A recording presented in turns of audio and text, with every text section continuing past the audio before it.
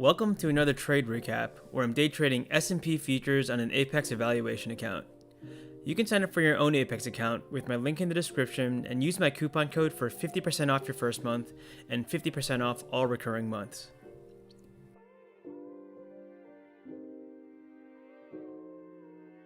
So I forgot to start recording when my entry order got filled, but I went long when I saw price retrace all the way down to a 15-minute fair value gap that coincided with the golden pocket.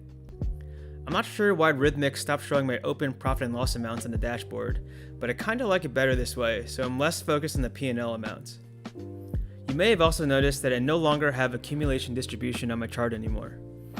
I do still think it's a valuable indicator, but I've removed it for now while I'm trying to practice the ICT setup, as I've found that a conflicting AD reading can cause me to hesitate, and having to wait for AD confluence would make my entry requirements too restrictive. Anyway, this trade plays out beautifully. I barely get any drawdown after my entry, and price immediately shoots upwards.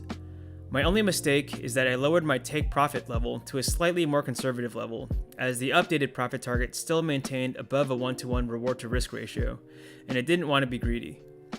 Price goes on to hit my original target shortly after I take profits, and ends up ripping a lot higher, but overall I'm still very pleased with my execution here.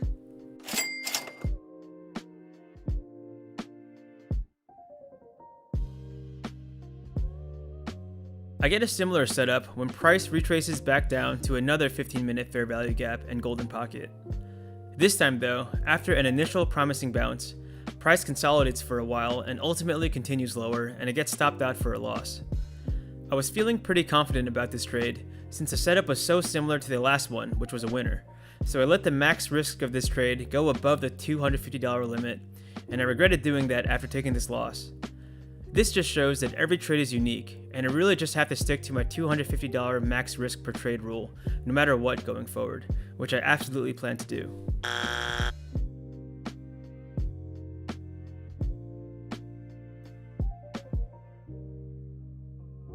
I go long for the third time today, after the lower time frame shifted back to bullish market structure, which now had confluence from the higher time frame bullish market structure. I nearly get immediately stopped out after my entry, which definitely lowered my confidence in the trade.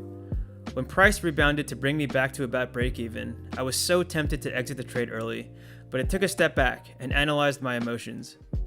The reason why I wanted to exit the trade early was because I was afraid of getting stopped out, but the whole point of limiting the maximum risk of my trades to $250 was to become less afraid of taking losses. I rationalized that, at the very worst, if I got stopped out, I would end the day being down under $200, which is totally manageable, and this just made me feel a lot better. I also remember that in order to get the most accurate win rate on the setup, I need to let the trade fully play out. Either I get stopped out or I take profit. After considering all this, I leave the trade alone, and thankfully, buyers do step in. Price hits my original take profit target, and I end the day with a nice little win. Overall, I was just really pleased with my trading today. Every trade I took met all my trade requirements, and the fact that 2 out of 3 of them were winners just makes me more confident in my setup, and more determined to not adjust my profit and loss levels after I enter the trade.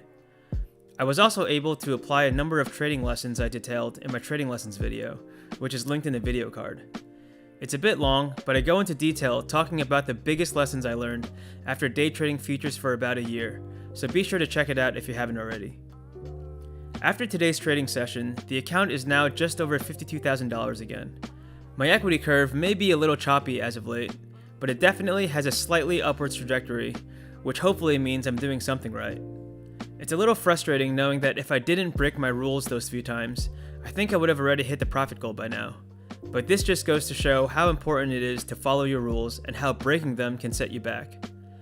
Anyway, I'm not in any rush to pass the evaluation, so I'll continue following my rules and will slowly but surely get there.